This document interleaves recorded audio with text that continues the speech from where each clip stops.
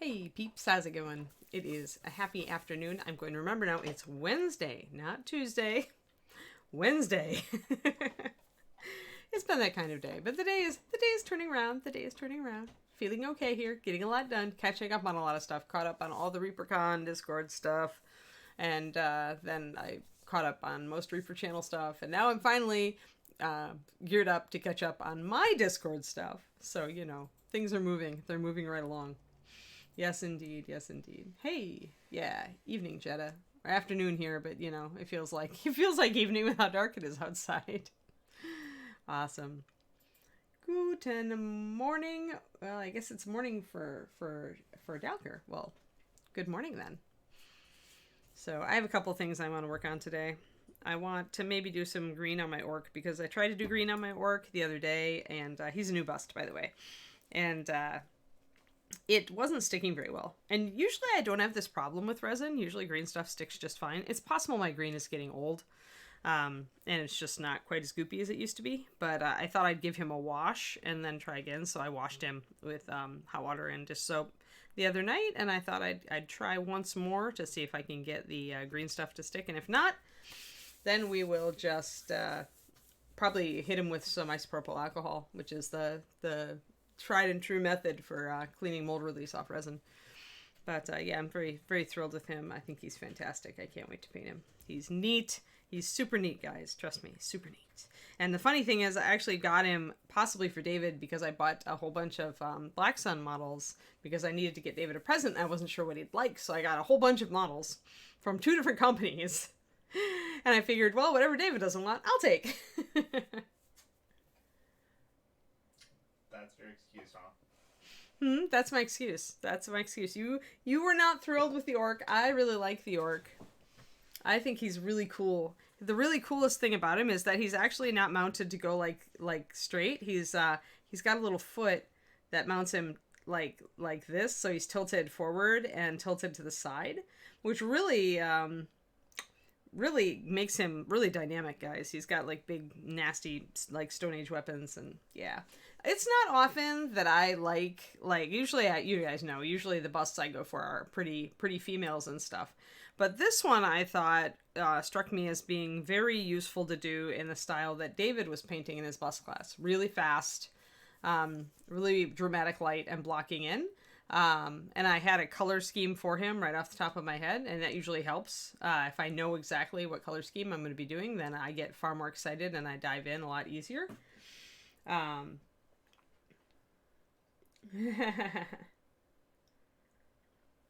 But yeah, I'm going to do him in a dark green with a blue light source, I think, guys. This one. I think I'm going to do him actually in the colors I did Swampy Dragon in. So let me see. Let me get the rest of his parts. I can show you. He's quite neat. So, like I said, we'll start out working on Targaryen because I want to work on her reds on Rhaenys. But he's got huge like bone, like metal sunk into bone weapons. Like really cool. Here, let me see. This one is not that. This one is this one. So this one goes here, right. Yeah, so he's got like a huge like horse mandible axe down here. Hi, Scrying Eye. And then he's got this awesome axe over here. He's huge, in case you can't tell. If you look at my hands next to him, it tells you how massive this bust is. So he's monstrous. And then his shoulder pad is really cool too. The massive shoulder pad is very cool, and it's got ram's horns. So, and the ram's horns technically would be optional, but I think they really do add a lot of height and dynamism to the model. So that goes on like that, and then the horns come on curling over it and stuff. So he's really neat. So yeah, I really want to do him. And the thing that made me think of Swampy Dragon is because I wanted to go with a really dark green for his skin. But then I really like how, with Swampy Dragon, I was, going black and dark green, and then I highlighted him up with that blue light that made him look like he was, down in the depths of the swamp or something. And I thought, given the primitive nature of this guy's weapons and armor, that going with that color scheme with him, with like the orangey leather or golden colored, leather and accents and the bone, could be really cool. So yeah, so this is my new, it's from Black Sun Miniatures. He's really awesome. And yeah, I want to do him with Zenith and a very dramatic lighting effect, and I want to paint him fast. See how fast I can go. At least setting him up will be fast. Like, I want to get like a base everything. Like, base everything, knock it all out, and then spend time on refining and see. Yeah, it's a fantastic model. It's a really fantastic sculpt. Good afternoon, Daffodweir. So yeah, so I thought this would be like, start out fast, see how fast I can actually paint, how fast I can get my light down, and then go back in. You can always go back in after that and refine, right? So then I can go back and do my micro detail, my textures. That's all good. But I really want to do something fun and spontaneous, like David is always telling me I need to do. So yes, he always says it would be good for me to paint faster. So I'm gonna listen to my man and try it on this dude. But first there's much green work. Like, you can see I actually got some of the green work done. The lower jaw is a different piece to make those teeth stick out. You can kind of see the seam of it over here. So I need to do that. I need to fill in there. There's not much seam work, but it is like seam work that I want to do. I had to really, yeah, no kidding, Daffodil. I don't want to meet him in a dark alley. So what I'm looking at here is now how much I can actually attach, right? Because obviously I'm going to want to green, at least poster tack the arm or pin it on so that I can get the Zenith priming right? So I want to probably, I can get away with attaching this arm, like really attaching it from the beginning, because it's out and away from everything. And if I look at it, I can still paint everything in here very easily, even with this attached. So if I look, like, the only things that are going to be a little bit hard, it might be down there. Though I can still reach it if I go back this way. This is very comfortable. So I'm kind of like, when I'm looking at whether to attach something, Shadow Raven, don't care what time of day, don't want to meet him. He might be a nice guy, guys. He might be nice. You never know. Just because he's in a grumpy mood, you know, we all have those days. But yeah, so in figuring out what I'm going to attach first, and David was talking where he often keeps the head separate, but with this guy's head, since there's no good way to hide the join, like there is on a lot of clothed busts, I'm just going to go for it. I'm just going to putty it on and be done. Because his torso is very easy to handle. So, I mean, I can get at the face. I can absolutely get at all the details with no problem. But yeah, so the question here is kind of hold a brush. Like, this is the test. If you're asking yourself, if you're about to paint a model, or you're about to put together a model, and you're wondering if you should put it all together or paint the parts first, grab your brush, hold it in a comfortable position for you, and see if you can hit everything, right? Can you hit this in a comfortable way? Think about the amount of detail you're going to want to put on these recessed areas. Can you reach them?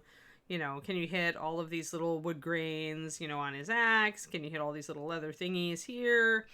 You know, and if the answer is no, if the answer is I'm really going to be contorting myself to hit this stuff and it's not going to be pleasant and it's probably going to be frustrating, then leave the arm off and paint it separate. I mean, with something big like this where the connection point is so nicely disguised anyway because it's where the leather meets the arm, I don't even really need to green stuff that. That fits just fine. So I can certainly hold off, paint this separately. You just really do want to pin it on or blue tack it on when you're doing, obviously, the Zenith priming, so you can manage to remember where your highlights should go. Is Mr. Grumpy Jr.? This guy's actually bigger than Mr. Grumpy. Mr. Grumpy is a big bust, but this guy is larger. Orky Grumpy. Orky Grumpy is definitely, yeah. Well, I'll make up a name for him. I make up a name for all my busts, usually silly ones. Unless I really like them, like Sacrifice. She was just Sacrifice. Upper arm, under the arm, like this one. Yeah, that's the problem, right? Is you're looking at, you know, when you put this on, you actually can hit under the arm really easy on this side. Like, this is easy.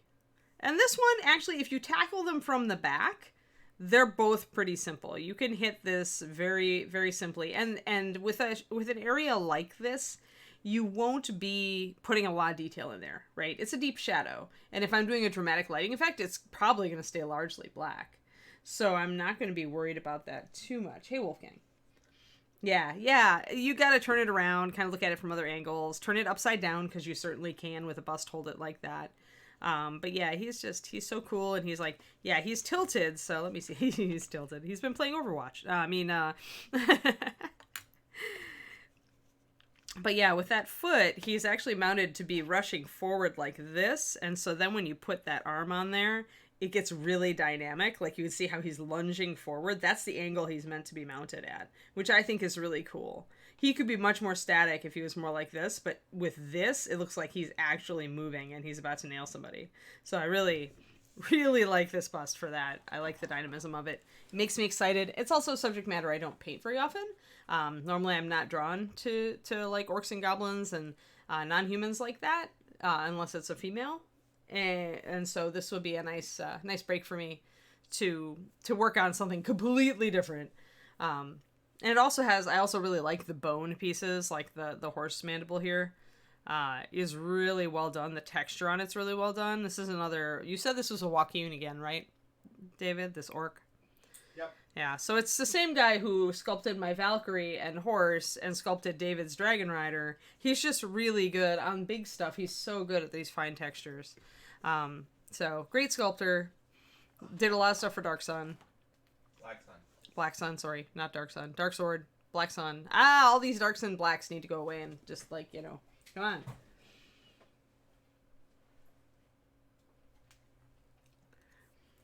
Sorry, random person trying to tell me to buy followers. I'm already famous. Bye. Nice try. Ad spam. Silly ad spam in my channel. Spam bot, yes. Alrighty. Well, let's do something tinier, and then let's try to maybe work on Orky guy. I wanna do his green stuff because I really want to start him. I want to get that. I need to, although I do probably need to order some bigger brushes or steel Davids. I feel like I need at least a number 2 or 3 for that bust. It's so huge. Or I need a decent flat, and I don't know if I have a decent flat. I may have to go searching in my art brushes. My flat that's currently on my table here is very, very chewed up. Alrighty. Now we've got our reference for Little Miss Rhaenys here. Let's see here. There we are. There we are. Remember her?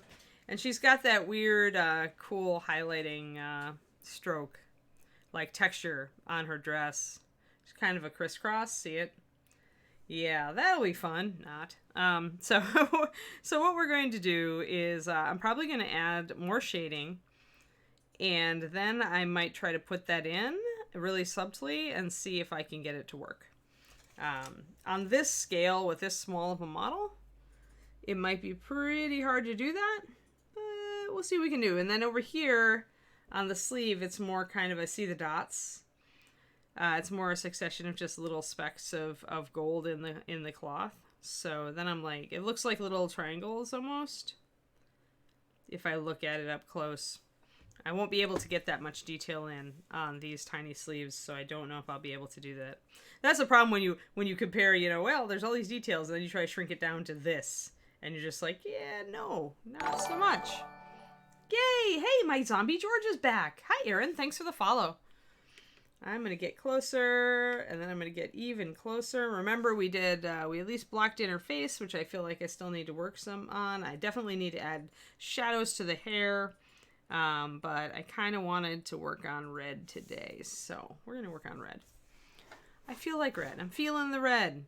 Oh, and of course the dragon on her chest means that any pattern I put on that won't actually be seen. Now I'm thinking, since I've got a dragon there, maybe I'll just do the gold border and maybe do texture on the inside of the cape. Do that crisscross texture on the inside back here to add some visual interest. Maybe that would work better. Yeah, something like that.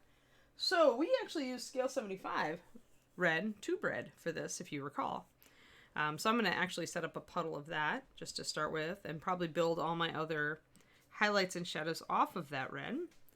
This is primary red. It's technically a Naphthol Crimson equivalent. It's a PR 112 Naphthol Red, which is another pigment that I didn't really have access to at Reaper. So that's why I like these Scale 75 paints. Some of them are very useful because they have slightly different pigments that just give you a slightly different. If you're looking for like a vibrant color, and this can give you different pigments can give you access to different sorts of reds, slightly different stuff. Every red pigment is like slightly different in transparency and coverage and color, just by little shades and gradations. So they all mix differently with stuff. They all can be, give you a different effect when mixed with certain other pigments. And, sometimes it may not be that useful to you. Remember, I have to like mix this stuff almost 1-to-1 with water to get it to the consistency of Master Series. Now we've got it there. Almost. Good enough.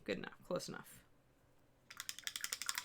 Alright, so from there, I definitely, looking at the color scheme of the Targaryens, I want definitely to take my reds up with orange. So I'm going to grab some of my Lantern Yellow. And not even bother with the Sunrise Orange, I think. I think I'm just going to mix Lantern Yellow in and see what I get. This is such a pure red that it should make a vibrant orange very easily. For my shadows, I was working with Asmodeus Red, which is a Pathfinder color. It's a very pretty dark red. I may also grab just a touch of purple, because purple can really make... Hi, Kiri! Sorry, my dog is like, what are you doing, Mommy? Hi. Hello, thanks for the kiss. You're very energetic, little Kiri dog. Yeah, she got a big nap earlier, so now I've got a Kiri. No, not wet palette today. I did wet palette this morning on my Reaper stream. Oh, me too, Daffodweir. Like, I've been working on catching up from ReaperCon all morning. Like, yesterday and today.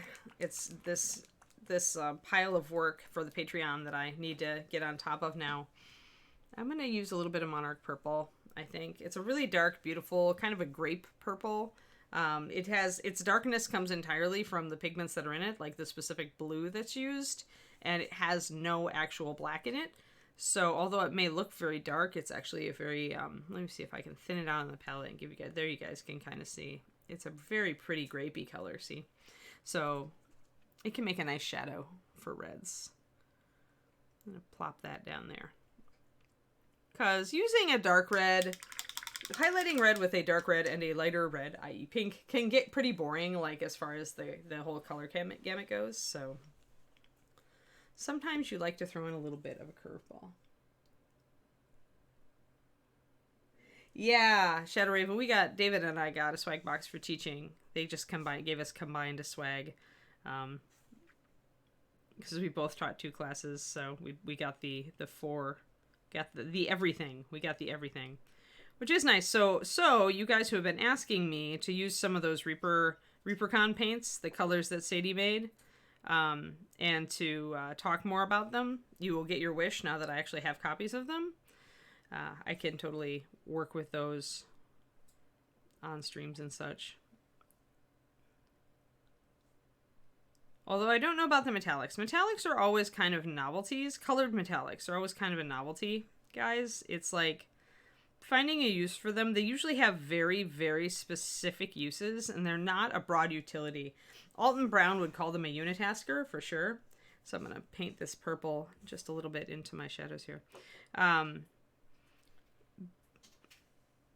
There we go. Get some of these shading. I like to shade my red. Normally, I actually start a lot darker with my red, but given Targaryens, I wanted to start with a more vibrant red to begin with. I wanted this red to be really rich. So I actually probably should find a platform for her. Kiri, I need a block. I need a block to put my mini on.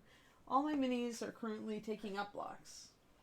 I think Juliana can give up her block for the day. What do you guys think? I think she can give up her block for this Targaryen. Stay, Juliana. There we go. There, much better. Tiny little block. Tiny little mini, tiny little block. Yeah, Pieces of It is a dark silver. It's kind of an exception because silvers and dark golds are always useful, but a lot of the colored ones, it's very persnickety what you really get mileage out of. Although you can totally use them on Rockies now that somebody's mentioned Rockies.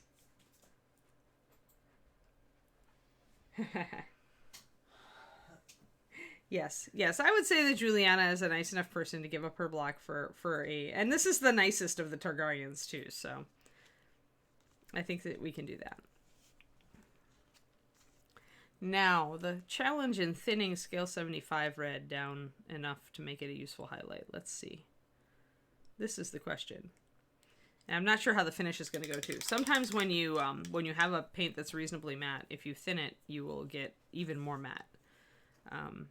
And sometimes not. Sometimes it'll go shinier. You never know with when you're working with a different company's paint. So this is experimentation time. Yay. So I may have gone a little bit too pale. Also, they when I'm working with a different paint line, it's like they also thin differently, so getting them to the right point for layering can be interesting. Yeah, colored metals are good for sci-fi stuff. You have a point.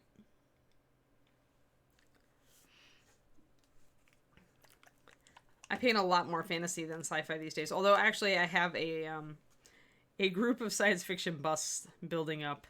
At this point, I probably need to go that way. Oh, the thing is with sci-fi busts though is that I would like to paint them with NMM effects, you know, because that's the way it's just me, and so then I don't want to use the colored metallics. So okay, adding a little bit of my Naphthalene Crimson to my Lantern Yellow, and it does make us a very very nice orangey color.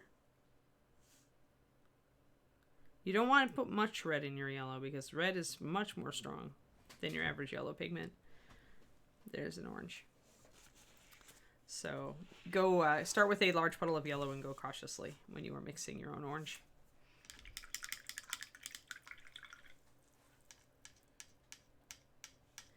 Yeah, there's certainly ways to use the colored metallics. For me, they're a little bit more just like difficult to find use for. Although I have used them to pretty good effect on dragons before. I find that they can be very nice to highlight scales with. If you start matte and then you go up with a bit of metallics and highlight, your final highlight being metallic, you can get a really cool effect on dragon scales that way.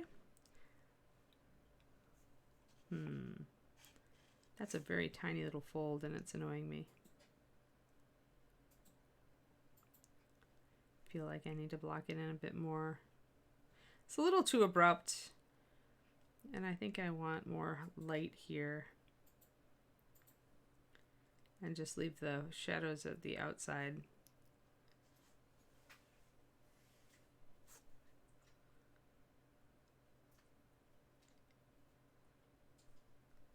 But yeah, it's always interesting working with a different paint line as I figure out how this scale 75 tube works, and if I like how it works, if it's going to work for my style. I know I like mixing it into MSP. I have done that.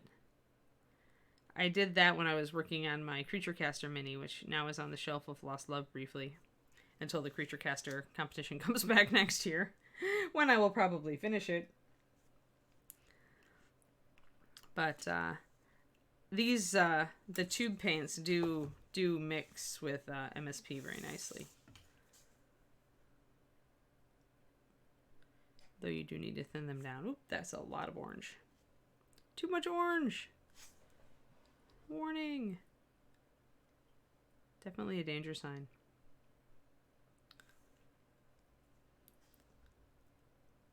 I haven't highlighted red with orange for a while because I've been going more natural.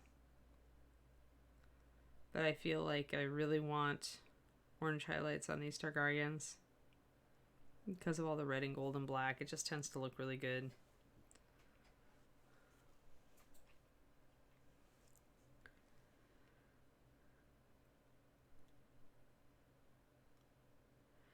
So really, I just want to bring up these folds a little bit here and there.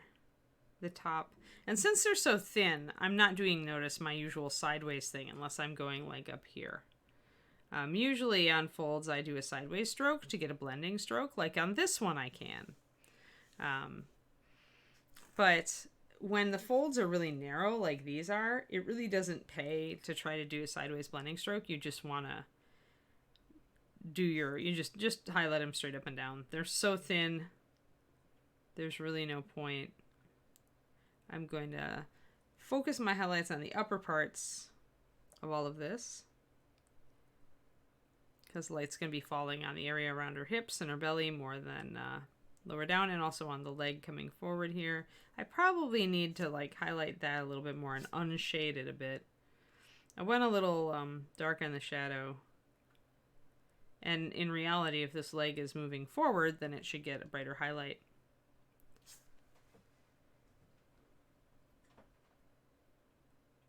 And sometimes with these titchy little folds, it just pays to paint the entire area across, just like I did. Put a band of lighter color there.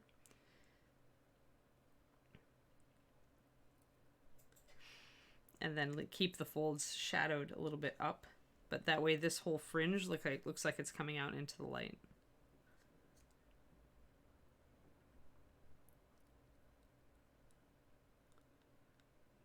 Come back with a little bit more orange. And keeping this surface red instead of orange is going to be a matter of what percentage of the surface we keep. I'm going to grab some more yellow actually, because I'm going to want another highlight up here. Lantern yellow, 9407 is what we want because it's an orange yellow. So mixing it with red will give us the best oranges. That guy. Yeah, I spent all morning trying to decide if it was a good day, Val. You found your Chimera colors. That's a good day. Hey, and I just emailed you. Or did I? Think I did.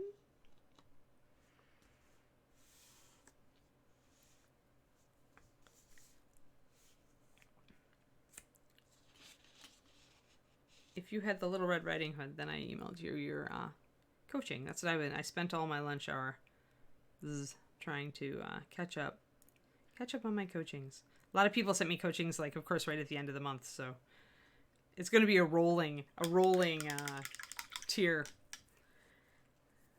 Because I suspect that that'll happen a lot, is that people will send me this stuff kind of toward the end of the month, and I won't have time that month to respond to it. So I'll have to...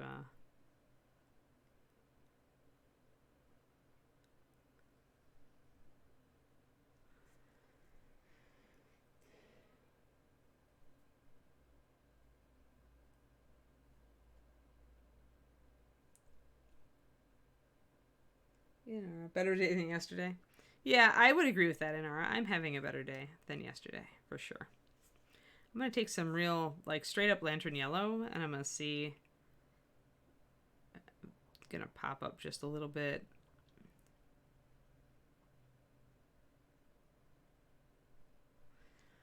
On the hip there, see how much that yellow brings that up. So I may need to extend my orange down this fold a little bit. Jim very much enjoys smooth blends, so I'll probably be doing a lot of glazing on this to see. Make sure that I've got my blends nice and smooth.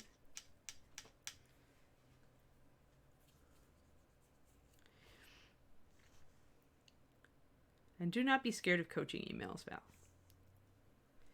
Mostly I'm asking questions, trying to figure out like where you are at for these first months. Whenever anybody signs up for one of my coachings, and I'm sure that people will drop off and then sign up again as time goes on. So if any of you ever sign up for my coaching tier, a lot of the first month is going to be kind of focused on where are you, what techniques are you good at, right? Unless I look at your stuff and it's like obvious to me what level you're at. I'm going to ask you a lot of questions about your goals and about what you're aiming for and what kind of brushes you're using, how much you thin your paint, which techniques do you feel like you're strong at or weak. I'll ask a whole bunch of questions like that. Because at the end of the day, I want to teach you in line with your goals as a painter. I don't want to lecture you on something you're not interested in or that isn't of value to you because you have a goal that's different. Everybody's goal is different. Some people, just please God, want to learn blending. And other people have a whole gamut of want to paint better, and that involves deconstructing an awful lot of stuff. The want to paint better people are the both the most enjoyable and the hardest people to coach in the beginning, because then you really have to work on, where they're at and what their next step is to get better. And sometimes it's not obvious. It's not obvious what their strengths and weaknesses are from the piece that they've shown you. And so you have to do a bit of detective work, and you have to talk a lot and communicate a lot. Shadow Raven, honestly,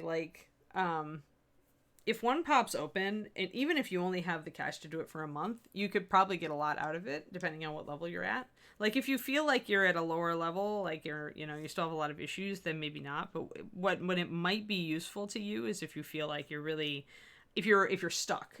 Just like with weight loss and working out, what you get in miniature painting is sometimes you get plateaus where you're just kind of stuck at a level. You've been there for a while. You're not sure how to break out.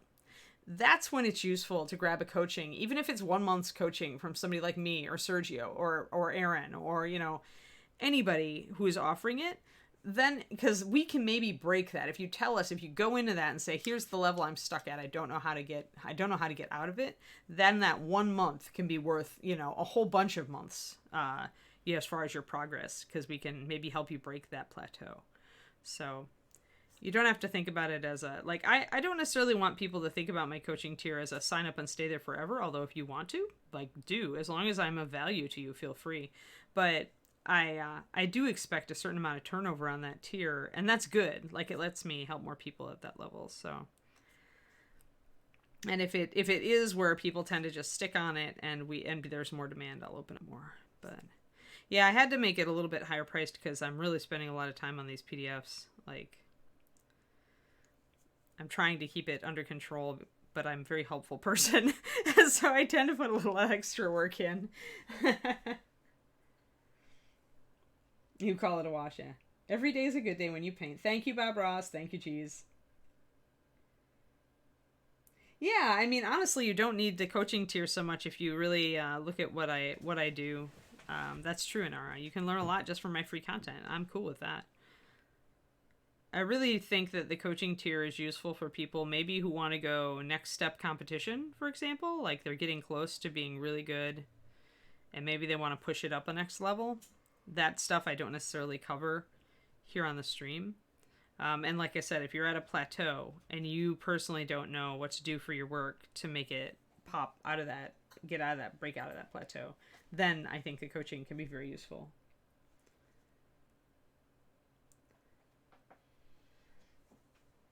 I'm glad you guys get so much out of it because I love it. I love to teach, and I especially love to see people even people who aren't getting coaching or anything extra from me, like people on my Discord or just showing their stuff, and some of them are leveling up so fast. It makes me so happy because they get so excited. People get so excited when they're actually reaching their painting goals and they're producing models that they think are really beautiful, and they're so happy about it, and that's what it's all about.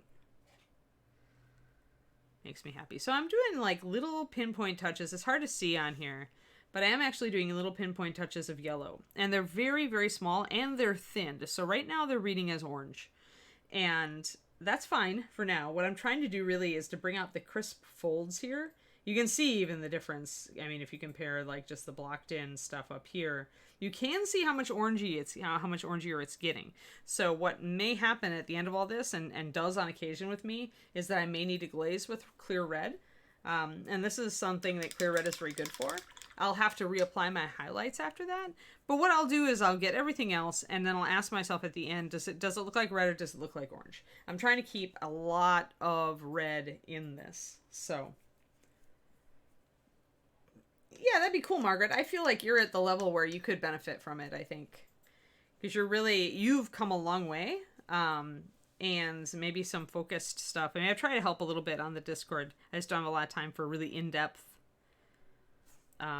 feedback on the Discord.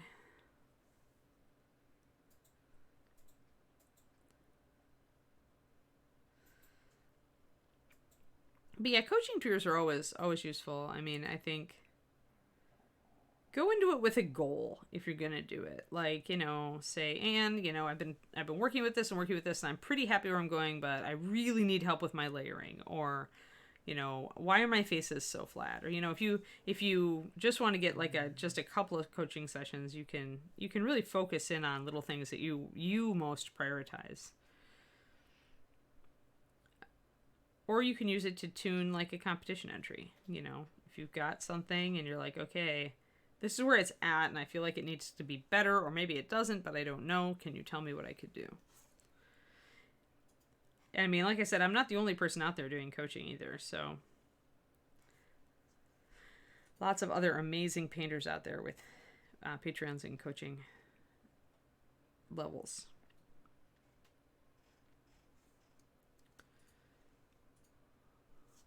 Let's see here.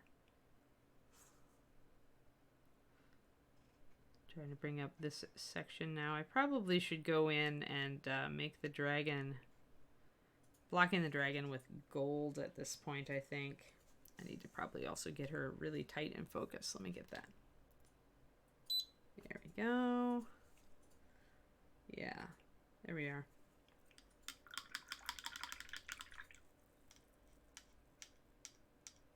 Right, visual learner. Yep, I feel that. I do. I read. I learn a lot by reading. But that said, once I have a foundation in what I'm doing, then I find that I'm more like you, Inara, where I can just look at somebody do something, have them explain it once, and I'm like, oh, okay.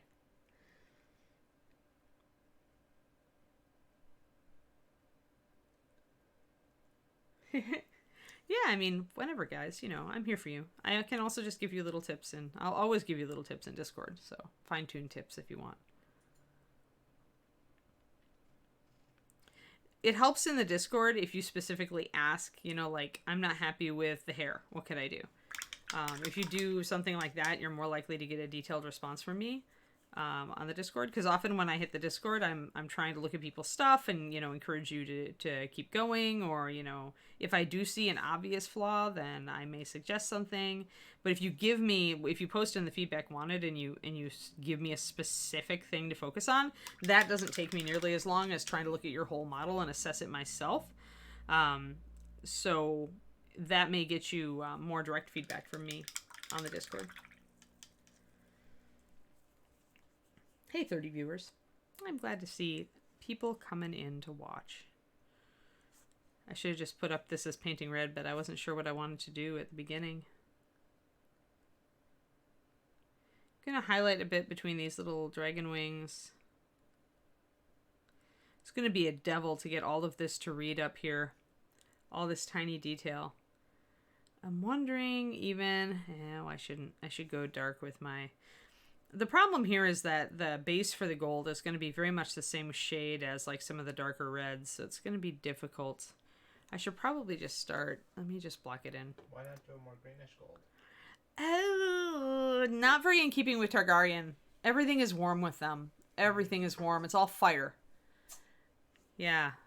So a greenish gold would set it off, but it might like look more like bronze with the green tones. And I don't know about that. I could try it. I mean, I am going to start with like rich leather, which is a little bit more greenish.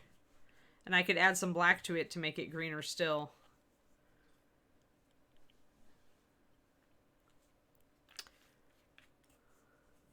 Or even some blue liner. We will try your suggestion, David, at least for the base. I do have to bring it up pretty warm, though. If it wasn't a commission, I could play around with it more. But when it's for the Jim Gurm Consortium, I'm trying to stick to the references that Jim sent or referred me to. And that's very greenish now. It's very dark, too. So I mixed rich leather with some blue liner and got a very dark greenish brown. Almost an olivey brown. So maybe we'll try that and see if that's a little bit better. It might be better to bring it up a little from something a little bit darker like this anyway. Since the red around it is going to be pretty bright. Fire and Blood. Yep, you got it, Rubigon.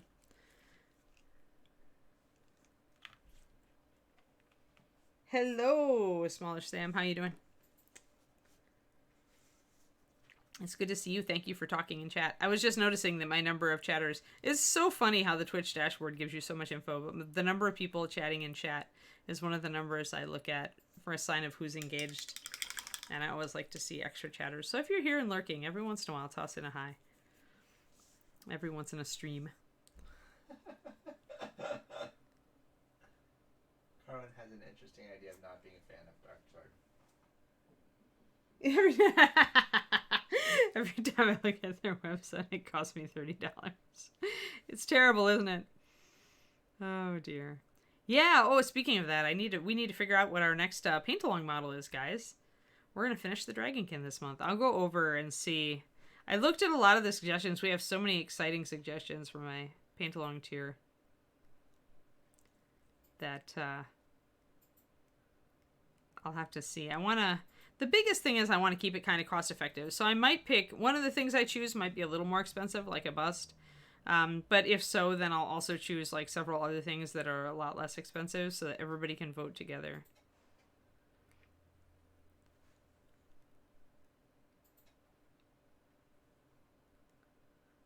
So many tiny details. Tom Meyer, what are you doing?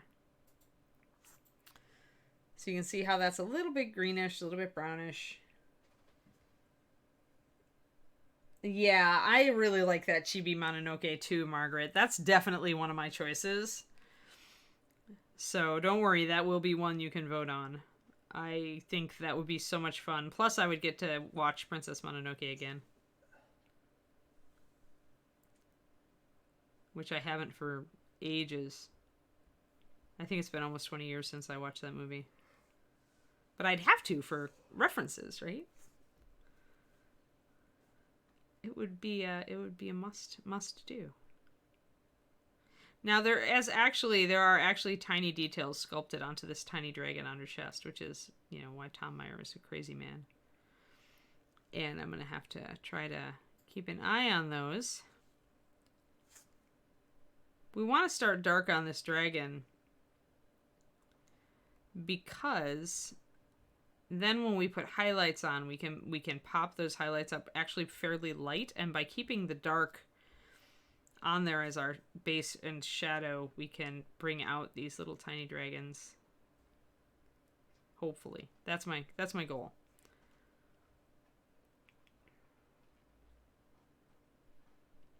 I want all my gold to match, more or less, so I'll also do the belt with this greenish weird color.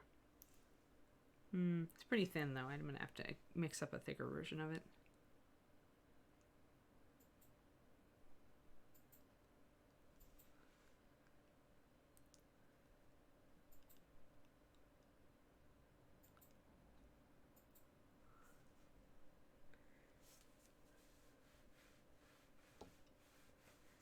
Yeah, everybody gets to Shadow Raven, everybody in my Patreon that's in the $15 tier gets to kind of choose, like, suggest a bunch of models for the next paint along, and one of them put up was a Chibi Mononoke model that is Mononoke on the wolf, and I'm like, instantly want, pretty much.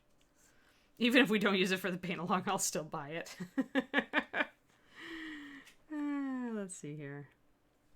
Add a little bit more paint to this to make it a little thicker so I can highlight that belt and the arm bands.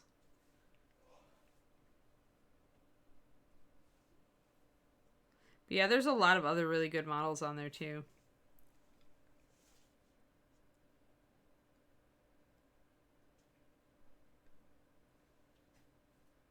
Hey Luther, thanks for saying hi.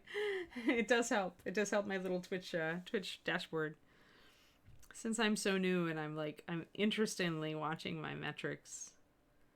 They do give you, like, it is really impressive the amount of metrics they give you too to watch if you care. I wonder how many people do care. Like, I'm sure there's a lot of Twitch streamers who actually do, like, obsessively watch their metrics. But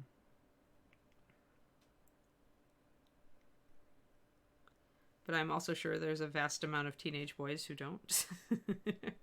Maybe I'm wrong. Maybe the teenage boys are obsessively watching their Twitch metrics. I don't know.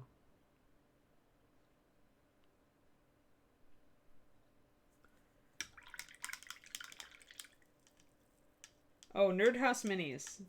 That's who did the Chibi Mononoke. There we go. Now you can get one, Shadow Raven. All right, I need a liner. I need walnuts or black. I think I'm gonna grab walnut.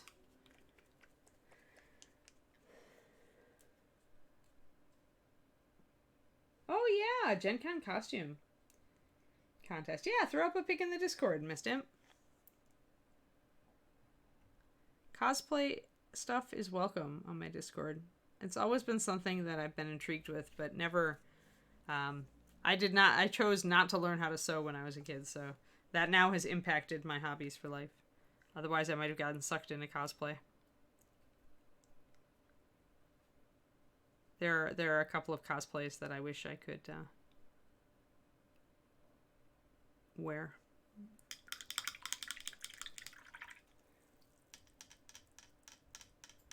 I always wanted a white mage outfit from Final Fantasy. And then I wish I could rock a Mercy costume from Overwatch.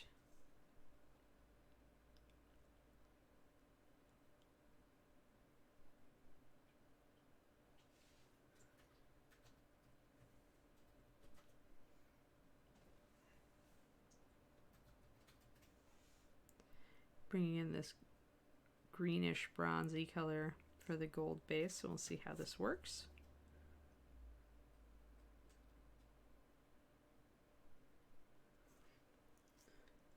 Oh, have fun, Dogger.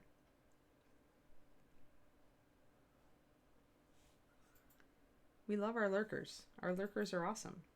I like it when my lurkers talk in chat just because then it shows up in my Twitch things. They have like achievements, and one of them is to get more people chatting. So they want to see like I think our new goal is 50 people chatting at once. We've gotten 25 people chatting before.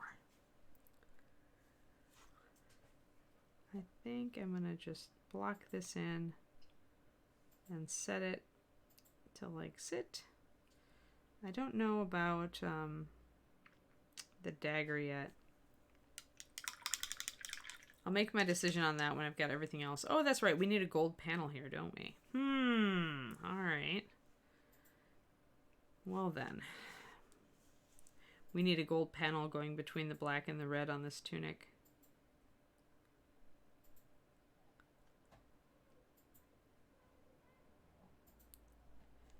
Trying to trim this up a bit. All right, so how am I going to do this? I am going to get white. Hey, Wavy.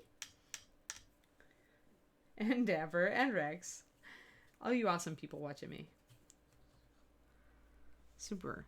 All right, cool. Well, let's figure out. So if I want this gold stripe to go down in this tunic, chances are it's going to end up lighter, at least in its highlights, than either the black or the red.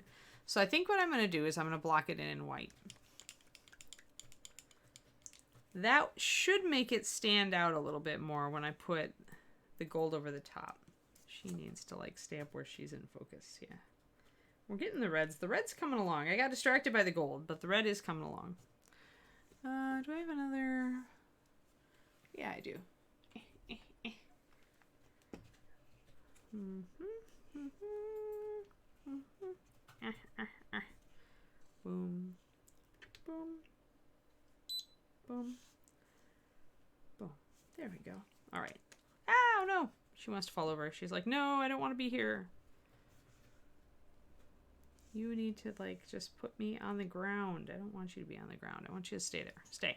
Stay while I mix up this color, dang it. Let you see all the little tiny details there are on the belt also that I'm going to have to try to hit with my brushwork. Any larger Song of Ice and Fire? Good question, Rubigon. Good question. I wondered if Gurm would convince him to do Dragon. Just because they did that Kickstarter. Darksword did that Kickstarter for that Red Dragon a while ago, and I think it went off okay. Like, it was just, like, pretty much straightforward. We're trying to fund this dragon. You can buy the dragon, yada yada. And it seemed to, I thought it went off okay. I don't know, but It would be cool if he did. The thing is that Jim doesn't have the rights to the TV show, so he can't do actors' likenesses with the busts. He'd have to do, essentially, he'd need to get concept art that he had the right to utilize that way from the books. So probably utilizing like fan art that Gurm has for the books, or have Rhea his artist do some sketches. There is a knockoff Daenerys bust that Nuts Planet does.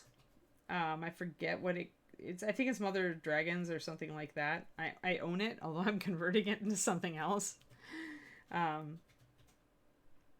Carlisi. Yeah. That's funny, Rubicon. Alright, there we go. I have my white now, so I can pop that in.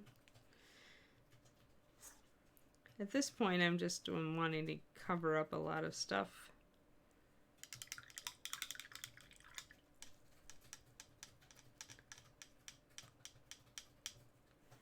And where I see kind of little bits, like I may have, like I've got a little bit of white primer still showing up here.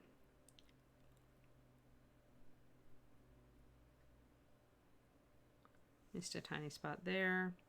It would be cool if Jim were to do like a big Aegon the Conqueror based on the art from one of the books. Because was it you, Rubicon, who sent me the scans from that? Because that's beautiful artwork. That's fantastic stuff. It would be great to see an Aegon the Conqueror bust with really decorative dragon armor and stuff.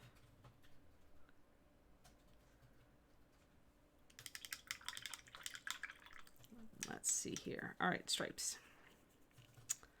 White stripes, thinned paint. You don't want these to be like garish white stripes, but you do want them to be lighter. I want to preserve my reds, so I'm probably going to make this go along the edge of the red. Because I like the red where it stands right now. I don't want to cover any of it up, because if I do, I'm going to start, like I'll cover up these nice folds here, and I don't want to do that. So I'm going to start with just doing a real thin. Oh, it's molded in, Dabber. Tom Meyer is crazy, man. Tom Meyer is a crazy man, and that dragon, that three-headed dragon, is indeed sculpted on. And there are even details, like there are even little wing struts, and there's like some of the dragons have like upper and lower jaws. It's insane. So yeah, I will be painting that. Thanks, Tom Meyer. They say that Tom sculpts under a microscope, and I believe it. The man is crazy.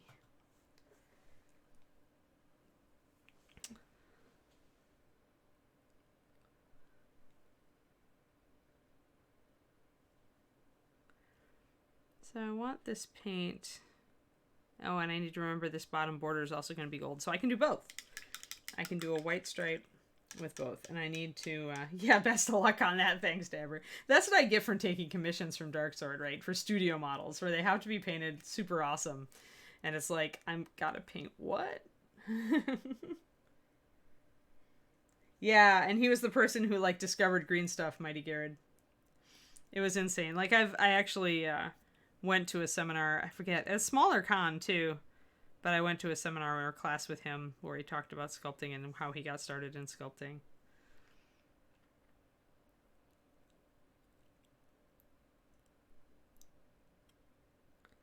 This is a little thick, I think. When you see that you're not getting a super, like, easy line, that's when you know that you still need a little bit more water in your paint. When your paint is thin enough, it should come off your brush in a perfect thin line, no problem. But yeah, Tom's been in the business forever. And Jim, I think, is the only person he's currently working for in the business.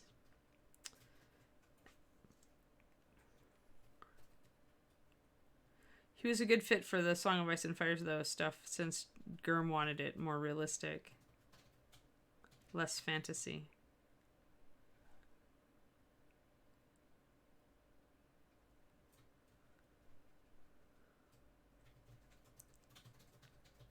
We'll get our gold panel in here.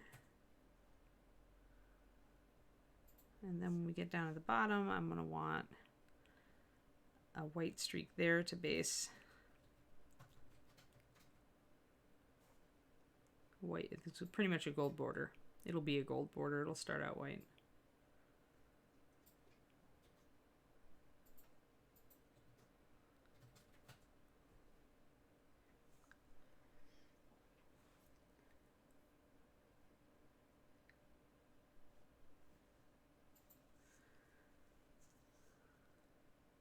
Yeah, I don't usually fanboy either. Fangirl. I think the only person I've ever really come close to fangirling is Larry Elmore. So I am a total Larry Elmore fangirl.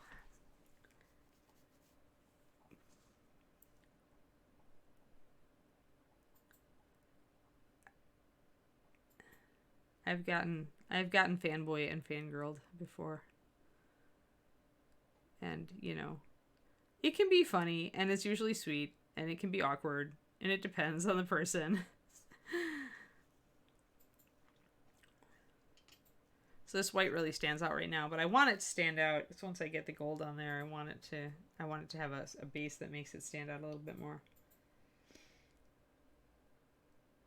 Yeah, and all right. You can see what tiny touches of paint I'm using on this sucker, right? Like that's the way you've got to paint Tom's stuff. There's just so many tiny folds and tiny details, tiny faces. Like you have to go kind of have to go at it in a very delicate manner with thin paint and fine brushes. And use a lot of lining to make your details stand out. A little really lightweight lining. They do not lend themselves well to a heavy-handed paint job. Some are simpler than others, though. That's one thing about Thomas. His sculpts are often pretty simple, which is nice because he's got so much detail on them that if they weren't simple, it would be bad. But yeah, things like this tiny little belt are the kind of things where I'm just like, what are you doing? What are you doing to the poor miniature painters in the world, Tom? What do you have against them?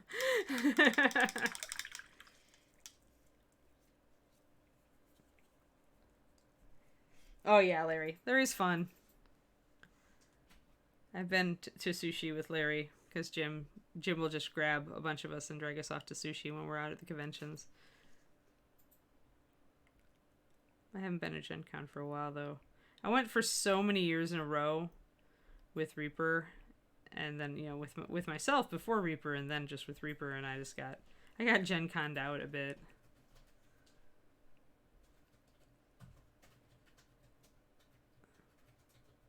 I might be convinced to go back at some point. But a lot of the people that I like don't go anymore.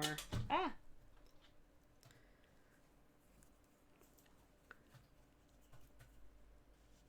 Alright, so now we're going to go and put that white stripe down the other side of the tunic. And then I do want to take some of this red and bring this up a little bit more back here where I've just kind of blocked in highlights and shadows.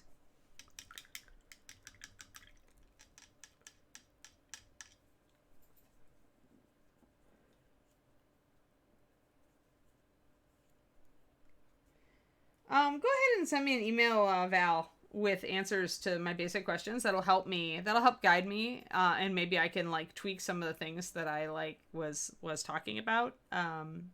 Give you further info. Yeah, Dark Sword does.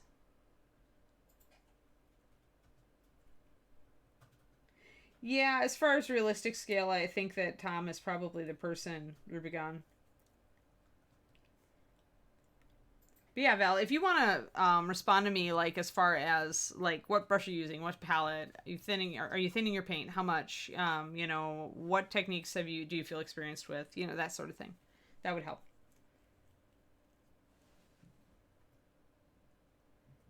Sure, no problem. Yeah, Dark Sword does have multiple sculptors. And Jim tries out people, and pretty much then when he finds somebody that sticks to the style he likes, that's what he sticks to. Same with painters. He has like a definite stable of painters whose style he likes.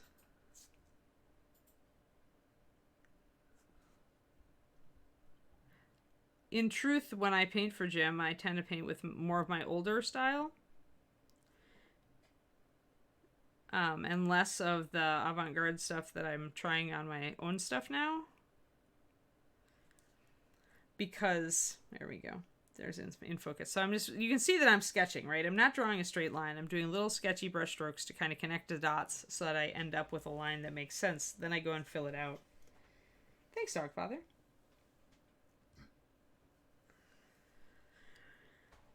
But yeah, Jim started employing me for his stuff when I was very all about the smooth blending and the overhead lighting, diffused overhead lighting. And so now when I paint for him, I tend to kind of fall back to that older style of what I used to do, because he really likes that style and he likes me doing that style. So I don't do like dramatic lighting.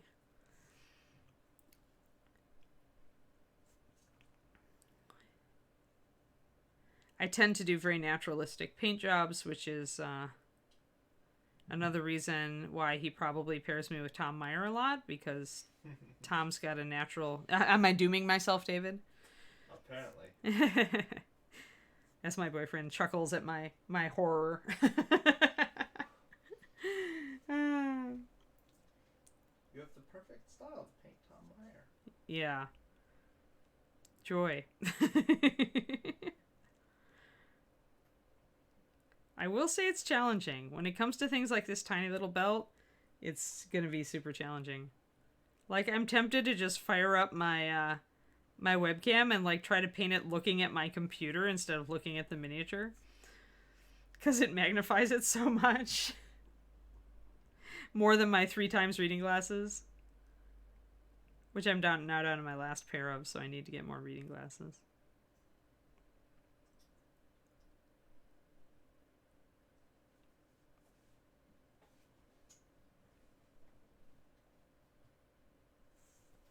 Okay. So that looks about right. And when it's in white, I can easily see if I've placed the stripes right. So they're, you know, if I look at her straight on, I can see them both equally on either side, a little bit less on this side, but then her leg is moving forward here, so that would make sense. So yeah, that's about that's well placed. So good.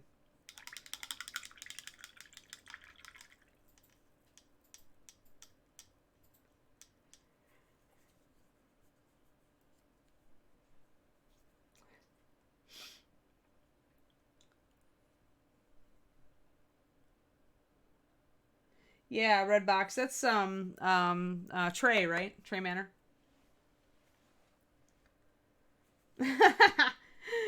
I'm not permitted to curse about Tom Meyer.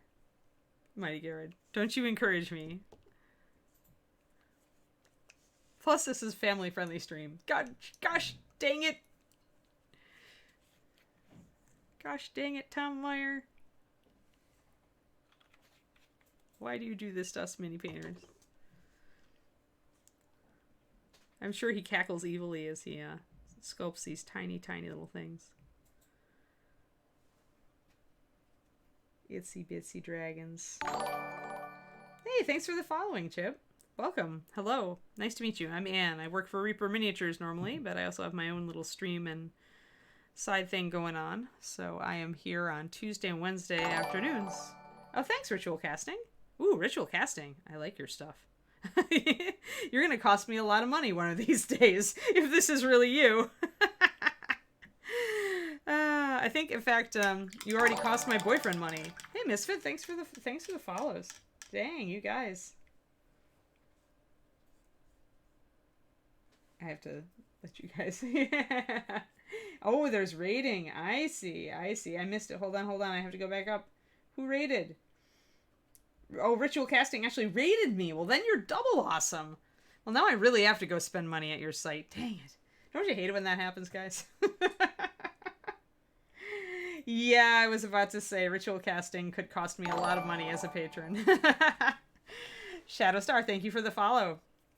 Yes. Well, now I didn't know that you also did Twitch Ritual, so I'll definitely go take a look at your stream. I'll go and give you a follow And hopefully Twitch will actually let me know when you're up and twitching.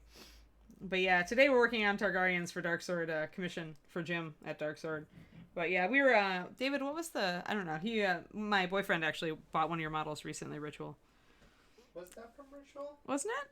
I thought it was Ritual. Pretty sure. Could be wrong. Don't go to the website. It's going to cost you more money. What is the website? I'm not super active on Twitch, only while sculpting the new model. Oh yeah, that makes sense. That makes sense. Good advertising. I mean, it's cool. Yeah, I just started doing Twitch. I've had my Patreon up for the last, year and a half, but I had always meant to start Twitch, and then Reaper, with ReaperCon and everything, they got really busy, and Justin's like, I have to cancel our stream, and I'm like, well, I'll just stream on my own channel, and then it seemed silly to stop at that point. Yep. Exactly why you have now arrived at exactly why I'm working on these very fitsy little Targaryens on stream, Ritual. Yes. Yeah, chilling out is totally fun. Yes. Cool, yeah, well, I'm definitely going to have to catch you then. At some point, I'll have to stalk your Twitch and see when you start a new mini. Or new model, I should say, since they tend to be bigger than minis. But yeah, that's just it with these Dark Sword models. They're so small, like, you can see my finger. That dragon is on her chest is ridiculous. So it helps me focus and get work done.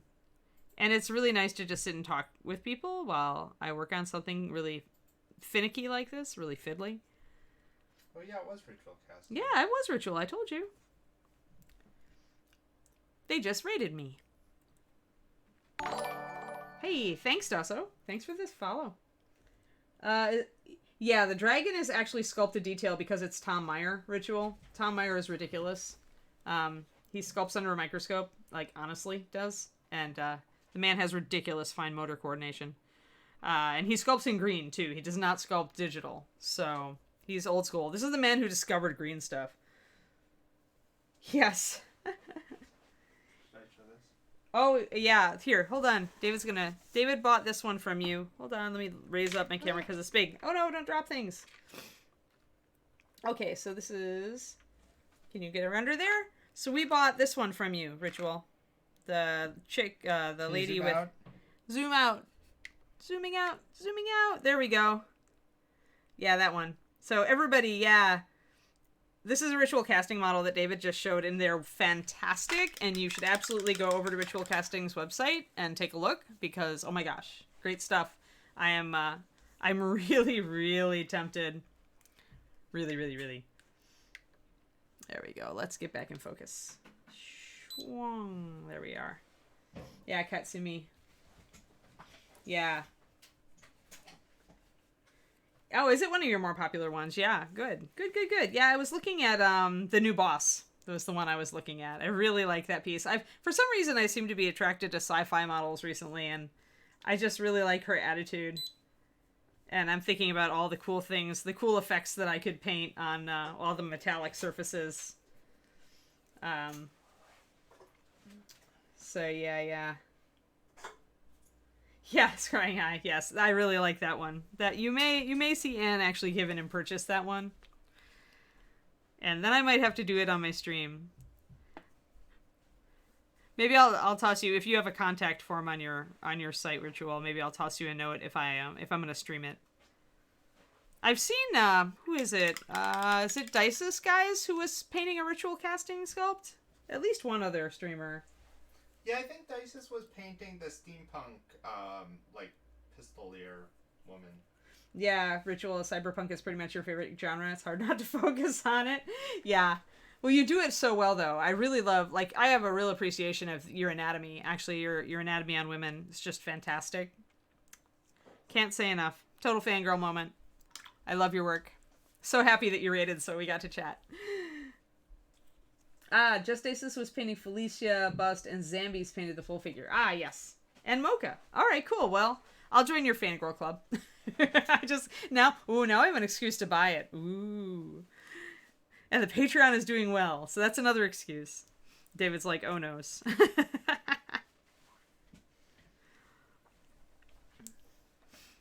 Alrighty. Let's see. What are we at? Oh, we have about 15 minutes left. What should I do? Let's try to do... Let's go... I was going to do red, but you know what, guys? I am going to actually try to put a highlight on this dragon, because you've all been very nice to hang around. So let's see about this tiny little freehand dragon, and let's think about how we're going to bring that up. So, lately, I've been mixing... I need opaque color for this one, though, guys. Like, I've been doing a lot of transparent colors with NMM recently, non-metallic metal, and, but for this tiny one, I think I'm going to go and do my, my NMM Gold highlight, because it's a little bit more opaque. It's got a little white in it, so the gold won't be as, like, orangey or yellowy, but, yeah, I really appreciate that Merchant's Page ritual casting. It makes it easy, makes it much easier to find somebody to, because I don't have a 3D printer. We don't have the room for it. So yeah, makes it much easier to find somebody that's selling printed copies. So let's go with NMM Gold highlight, one drop of Lantern Yellow, which will work actually really well because our orange is also highlighted with Lantern Yellow, or I should say our red. And then let's go with our leather. I'm going to mix that up and see if that's light enough. I'm just going to do 1, 1, and 1. Because this is such a tiny, when you're doing such a tiny detail like this, guys, you don't really want to mess around with a lot of intermediate shades and highlights. You really want to, like, base it. I usually base them dark so that I can bring it up with at least 2 layers of highlight. That's not quite gold enough for me. I want that to be a little bit more. I'm mixing my colors right now. Oh, Nerd House Minis is a seller also? Excellent. Yeah, we were just talking about their Princess Mononoke chibi that they have up. I'm going to probably do it for my paint along tier. It's one of the colors that we're considering for my paint along tier at my Patreon, so. Alright, I'm trying to get this to work as a highlight color. I've got kind of this... I did a drop of Rich Leather, a drop of NMM Gold highlight, and a drop of Lantern Yellow. It's just not quite there for me yet. Sometimes you have to mess around. I don't want to make this too light, but it does need to cover well. Because then I can go back with a close to pure white, probably a mix of the NMM Gold highlight and pure white, and go back in for the final highlight on these little dragons. All right, so I think this maybe is the color I'm looking for. Yes. All right. So I ended up doing a lot more Lantern Yellow and NMM Gold highlight and only 1 drop of Rich Leather, and got myself a color that looks a lot like that. So it's a medium light gold color, I'd say, muted yellow. Looks a lot like a yellow ochre, but it's a little bit more vibrant. Since when you're working with tiny stuff, you really have to pop both your saturation and your highlighting to make it show up. Let's see here. Ooh, so tiny. All right, where's my brush? I might need a different brush, guys. Let's see. I might even need to break open a brand new brush, although that can backfire on you. I find that my brushes work better after I've broken them in a bit. Aw, thanks for the cheer, Val. It's a tiny cheer. It's adorable. Actually running a paint competition. It's acting as a fundraiser for charity. Would you be okay if I posted the link? Yeah, post it. Absolutely post it. I love stuff that... Everybody in this community is fantastic, and I love that people do so much charity stuff. And you are absolutely welcome. So what I'm going to do, guys, I'm going to lower this camera down again. And I'm going to pop her under there. And I'm going to get her in focus. And we're going to try this. You guys are going to see how hard this is for me. And hopefully it will reassure you. All right. Grab my yellow. Now, one thing I want to remind people about, because they may have forgotten it, because I haven't mentioned it for a while. The nice thing about this camera is I can see all the tiny details. Hey, Shadow Raven. So, get your brush, dip it in the water, squeeze your brush out between your fingertips. Leave that water in the bristles so that you still have water in the bristles. Yeah, just a little bit. You can see it? There you go. It's wet, right? But not so much that it's going to drool in your paint. Then pick up your paint and unload your brush to the point where you get a really good tip on it. There we go. That's good. That's pretty good. Then apply paint. And when you're working with paint that's this thin, it can be hard sometimes for your paint to stay fluid in your brush for long enough to get it down on the model. And getting that water back in the brush can help you. So we got some tops of some wings. Boy, it looks so big on the screen.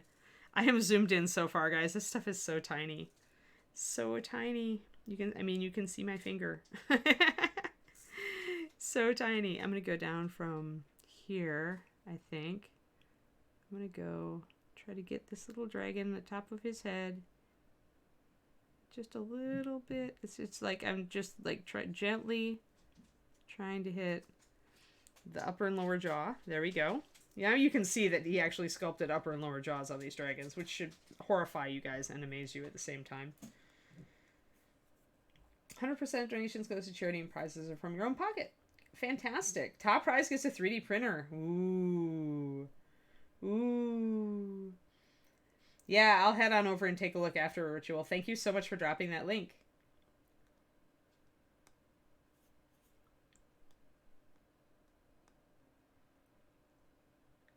Super fantastic. Thanks for stopping by, Ritual Castings. I'm really happy you stopped by. It's always great when like somebody you admire stops by and is cool in your chat. It just generally makes things an even better day. Like this day was already, like it started out so-so and it was already getting better, but now it's even better than that. So I really appreciate the raid. And yeah, anytime you need to plug a charity event, it's automatic yes in my chat. I love how our community comes together for this stuff. Alrighty. Can hear the gears in my head turning. What? That I need to paint like all this stuff. I need to go to Ritual Casting and spend a lot of money. Yes. Yes, I do. No. It says the budget. Yes, says the Ann. Budget smudget. Alright, so this little tiny dragon head up here. Oh my gosh, it looks like he has little horns. How, Tom? How are you doing this?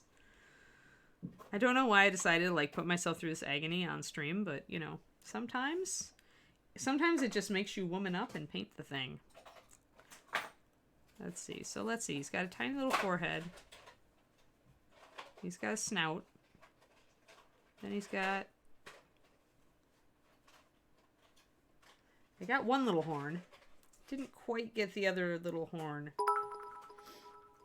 Oh, thanks for the cheer. Yes, that's a very encouraging cheer, Dalker. I'll keep tormenting myself if it gets me cheers. Oh, sure. Yeah, thanks. Yeah, like I said, I stream on Reaper Miniatures Twitch usually. I'm the person who made their paint. I made the Reaper Master Series paint line. And then back in April of this year, in the middle of the coronavirus pandemic, because why not, I moved out here to California to be with my guy. So now I'm remote for Reaper. I stream for them. That's I work part-time for them instead of full-time. And I've got my protege, Sadie, makes the paint now. But that's what I spent about... I worked for Reaper for 17 years, and 15 of them were making the Master Series paint line. Yes, I did, Angie. I did. I take great pain. Used to take great pains over naming, because so often I would come across a paint in a different line that had a name that didn't seem to describe it at all. So I tried to be realistic with my paint names and name them what they looked like. Although toward the end, it's just, there we go. Now we've got both horns. Toward the end, it got harder and harder because when you've got over 500 colors, because Ed was always asking me for new colors. It's just like, oh my gosh, like someday I'm going to run out of names. Oh yes, Drowned Nipple Pink. Oh, do you know the story behind that, NG? Oh yeah, no problem, Ritual. I bet you're in Europe, aren't you? It's got to be late. Yeah, it's been super cool to meet you too. Yeah, I'm here every Tuesday, Wednesday, 4:30 Central USA time, but you know, around this time, and I'm thinking of adding Thursday. But I'll see you around, and I'll totally be over on your site in no time spending money. Have a great one, and thank you for the raid. I really appreciate it. But NG, the way that Drow Nipple came about is that when I was making the paint line, I had this whiteboard in my department, which was for urgent colors. So Ed, who's our CEO and my boss, thinks he's a very funny man. So one day he wandered through the department and under urgent colors he wrote Drow Nipple Pink. So he knew that, you know, it would make me like generally irritated. And instead I looked at him and I'm like, all right, fine. I'll make your Drow Nipple Pink. So I made it for ReaperCon that year, and it was a secret color. You had to come up to me and ask me about drow nipples in order to get a bottle. And the blushes that I got that year were fantastic. And also the small British children, Kev White's son, coming up and saying, I would like to ask you about drow nipples, is just like honestly one of my favorite memories ever in the history of ReaperCon. So it was totally a joke on Ed's part that backfired because I turned it into a joke on him. And then Drow Nipple Pink became legendary because I only made about 100 bottles that year. And so it disappeared super fast. So then 2 or 3 years later, we brought it back and I made like 250 bottles. And I think Sadie made them again for ReaperCon. And I think the swag box had Drow Nipple Pink in it. So never again will Drow Nipple Pink be scarce. But that's where it came from. It came from Ed deciding to be a smart aleck on my department paint board. And you decided to be smarter. Yes, I decided to be smarter and more alecky. Exactly.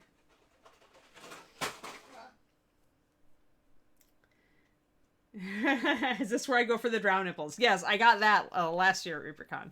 That was last year at ReaperCon NG when I had it again. But yeah, it's a super funny story. Yeah, no, it's always amusing. Like doing that particular joke honestly makes me smile. Like that whole year, that first year with the Drow Nipple Pink, I like smiled all year, and it was much the same last year when I brought it back. All right, more dragon heads. More dragon heads. Because we're getting close to time to take Kiri outside, my old dog. Old dog needs to go out at definite times or we risk explosion. So, all right, so here we are. This dragon face. Dragon neck. That's the dragon neck. Oh, his little mouths are so tiny.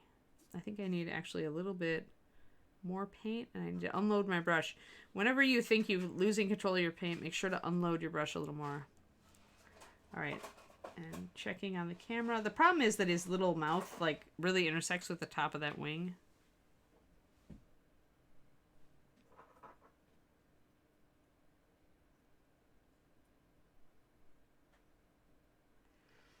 There we go. I think that's as close as I'm gonna get, guys. This is evil. This is evil. Oh, hey, Strange. Thanks for stopping by. We're going to block this stuff in. Oh, lordy sakes alive. This is so hard. Tom Meyer.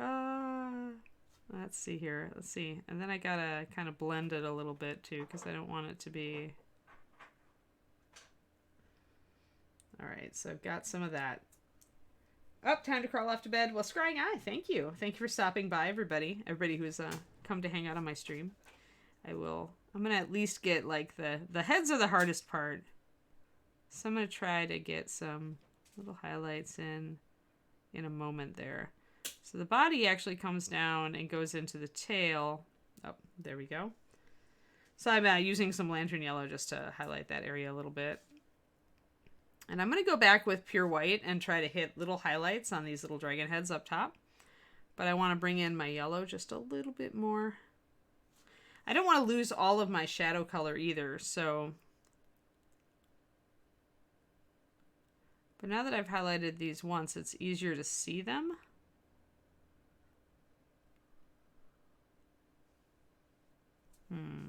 I think I need a little more water. A little more water in my paint so it comes off my brush a little bit easier. Yeah, this is such a tiny, tiny design. But you can see the wing struts here, and you can see the two little hind legs, too, coming off of the body. So you can see the fine details of this sculpt. Now, what I may do... Oh, I actually blurfed a little. You can see I blurfed some yellow under my dragon's chin there. Let me grab color there and block that out. It's so easy to make little mistakes, but just don't panic when you do it. Just, you can always go back in and touch it up.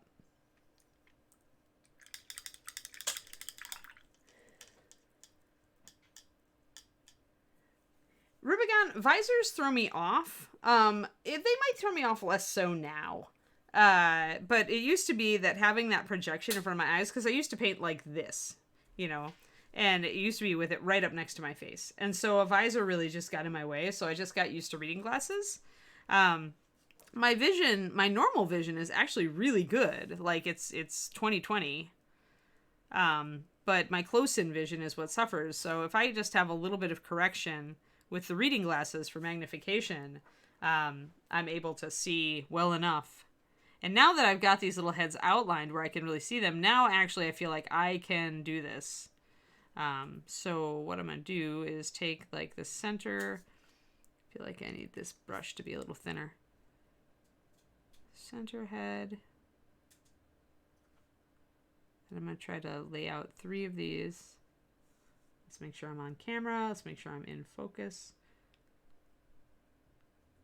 It looks so mucky when you're up close to it. But when you fall back on it, it can look pretty good. There we go. So I've got 3 necks there, so that's good. So I kind of wanted that. And then I can kind of make a chevron shape here to bring them together. And I'm trying to keep enough of my base coat so that I still have some brown tones for the shadows on this.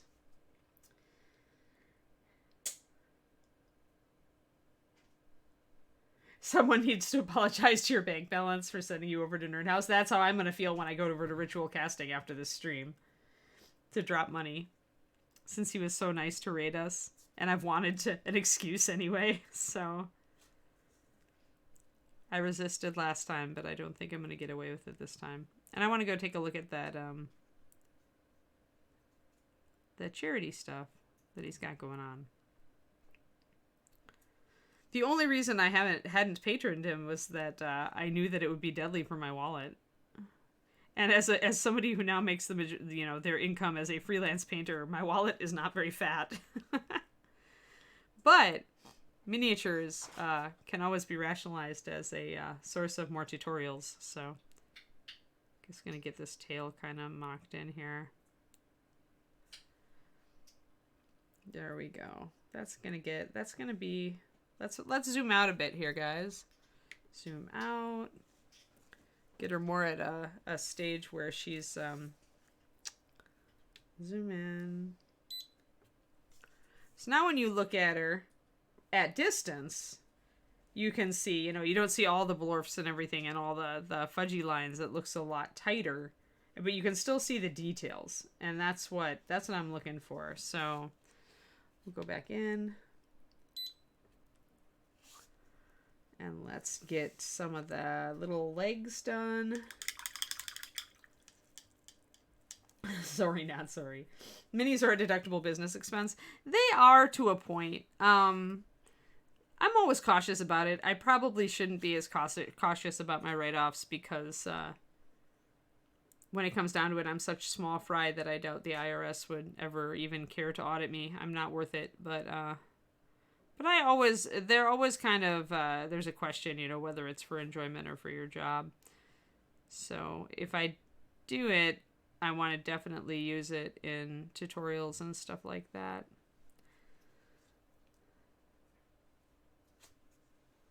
But yeah, technically you're right. Minis can be a write-off. Business expense write-off. You don't need to make sure that every single thing gets used, only that you're, making more money than you're spending on it. Yeah. This is true. As long as you're making more money than you're spending on it, the IRS is not going to question too much whether every specific thing. Ah, that's true, I guess. Up in the thing. It's when you blow money on stuff and then you don't realize a profit. Is that what you're saying? There's a lot of people that, try to frame it as a side business, but it's actually costing them money. And that's what the IRS really penalizes. That's good to know. Tries to prevent. But if you're actually making money and paying taxes on that money... What, Shadowstar? I'm allowed to enjoy my job? I know. I do enjoy my job, trust me. Teaching people to paint is a fantastic job. And I am told I am okay at it. So, when you're good at your job and you like it, then you are in the right business. Even if you occasionally have to take commissions to paint tiny little dragons on the chests of Tom Myers figures.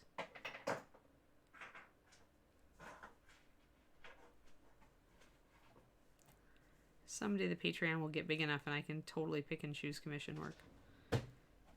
I still somewhat pick and choose commission work, but there we go. That's coming up now. See, we got the wings kind of etched in. Now I need to do kind of a middle ground color. I still want those struts to show up, but I want some variance of highlight. I don't want it all to be the same. And then I want these wings to be a little bit blocked in. Bring up the struts. The outer edge. Now we're getting there, guys. Now we're getting there. We have Tiny Dragon. Tiny Dragon's coming along. And then we will do another layer of highlights as well. Like, I'm going to do some spot white highlights too, because I want this to read more like gold.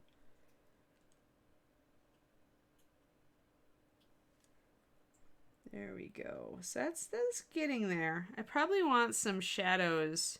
And this is, once I've got my highlights outlined, I can go back in and glaze in some shadow areas with some browns.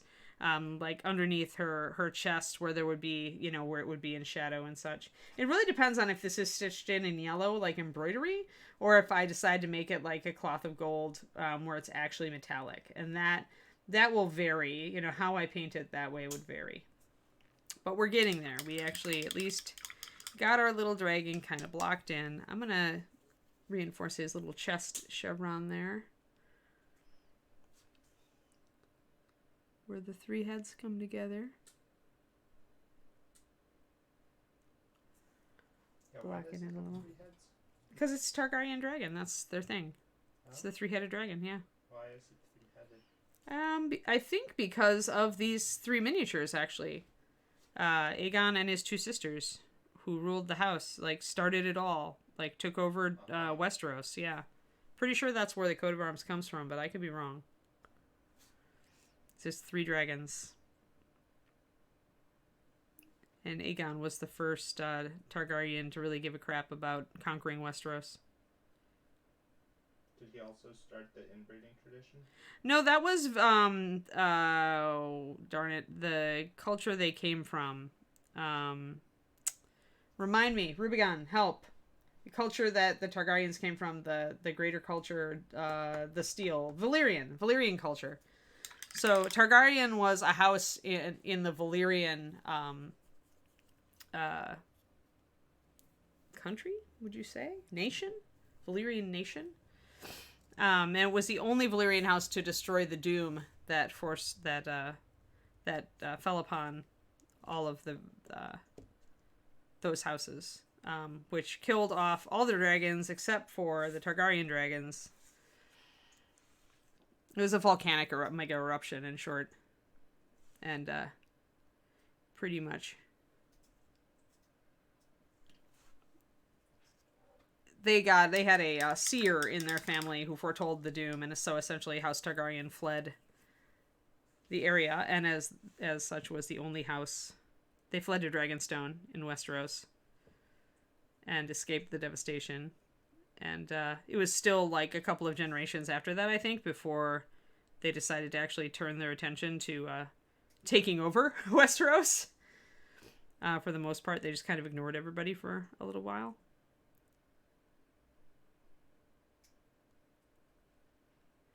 But eventually, I forget what the provocation was, but Aegon decided that he was going to involve himself. I was reading a little bit of it the other day. A little bit of more light up there on the top of the wings. Yes, a minor house, but the ones that survived the Doom of Valyria. And then they conquered Westeros because they had nukes, i.e. dragons. Exactly. Just like that. I'm going to go and put a highlight up there. Highlight on top of this dragon's head. Highlight on top of this dragon's head. Just picking up some little highlights here and there.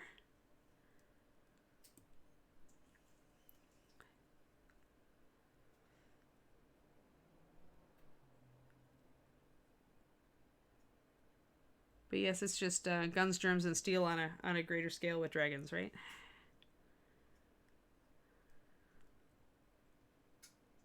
What are the germs? I don't know, actually. I think that was something that Gurm didn't put in. But it's the same principle. Access to higher technology that makes a profound... that is so far removed from the technology that the indigenous people have that it creates a huge sway in the balance of power. Technically, it's quite a bit like, in all things considered, if you consider that dragons were both mounts and weapons. So they were able to travel faster and farther and have nukes. Alright, yeah, it's about time to go. Kiri's got to go out soon. Do the adult thing and make dinner, huh? Yeah, I'm with you, Inara. That's what we're headed for shortly. Although I think it's fajitas, and I think that David is grilling most of that, so I don't have to do too much. I just have to do the adult thing and make dinner. Yeah, you have to. David has to do the adult thing and make dinner. So we made some progress tonight, guys. Like her face was coming along, and now her dragon's coming along, and her red here is coming up very nicely. I'm very happy with it so far. So I just need to block in some of the rest of the gold, cover up this white with a base for my gold. And just hit a couple other details to make sure that we're hitting all our things. But yeah, coming right along. And for all you guys who might still be here who came in with the raid, thank you. Thank you for sticking around. It's good to meet y'all. All right. That said, yeah, old dog. Old dog's still sleeping, but old dog needs to go out. So I hope you all have a lovely day. I'm probably going to take a day off from streaming tomorrow afternoon just because I've got so much to catch up on the Patreon after ReaperCon.